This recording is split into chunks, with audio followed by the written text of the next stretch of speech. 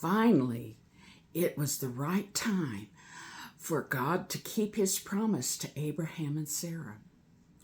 Abraham was 100 years old when the son that God had promised him was born. Sarah had become an old woman as well. And as with other old women, her inward parts had stopped working and she could no longer have a baby. But God made a miracle in Sarah's body and restored her ability to have a baby.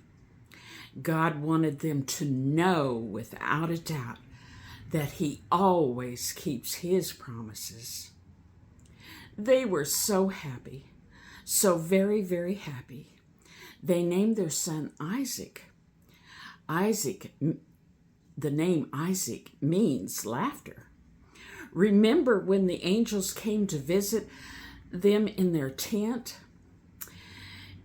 and told them that they would have a son, even though they were too old? And they laughed inside themselves because they thought it was not even possible. Remember what the angels asked Abraham?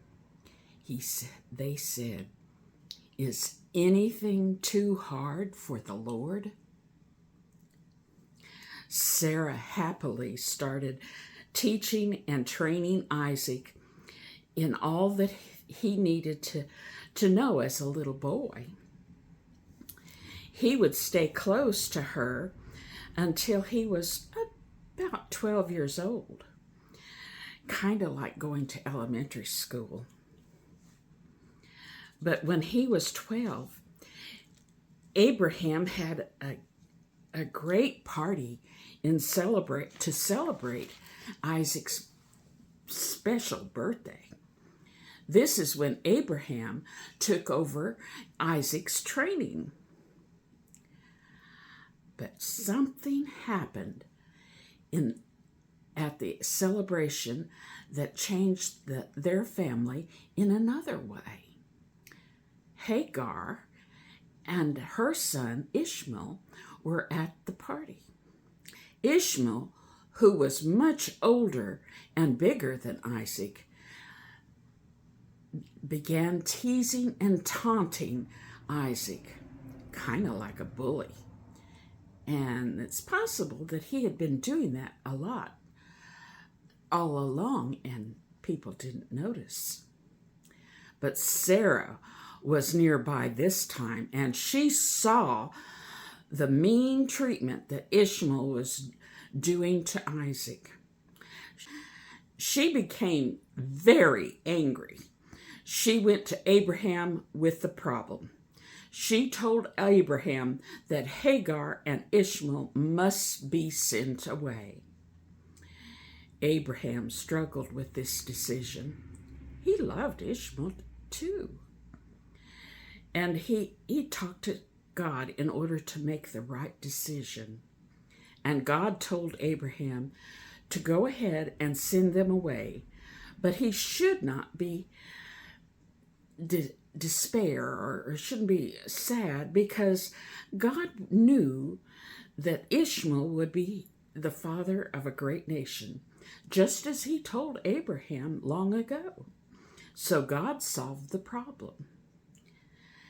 So the very next morning, Abraham told Hagar that she and Ishmael had to leave. He gave her bread, or food, and a jar of water, and all that she could carry on her shoulders. And they left. They began their trip to the desert south of them in Beersheba, which is in the direction of Egypt. Hagar and Ishmael traveled.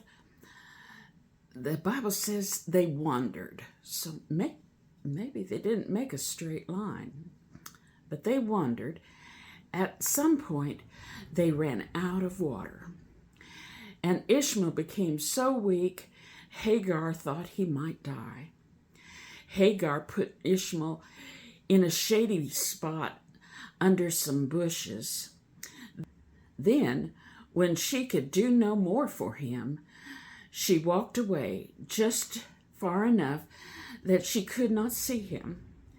She began to cry and to pray to God for help.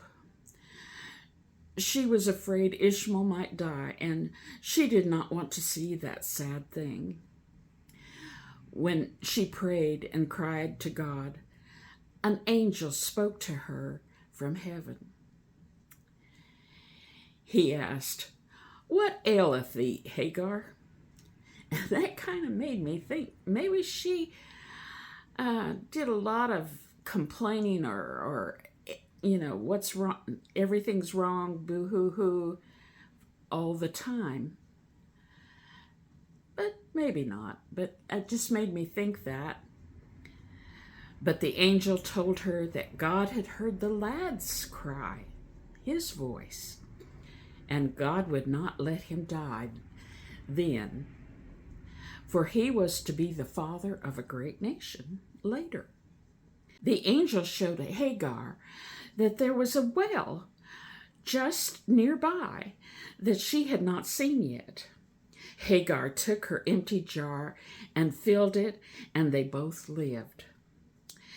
Ishmael even stayed in the wild country, the wilderness, and became a skilled archer. And that's a person who uses a bow and arrow to hunt with, and he was very skilled at that. And later, when he was completely grown, he was a pretty big boy then, but when he became completely grown, he married an Egyptian woman, and he had 12 sons, and those 12 sons were each a tribe, became a tribe and a nation later. And that's the last we hear of Ishmael for a while, and Hagar.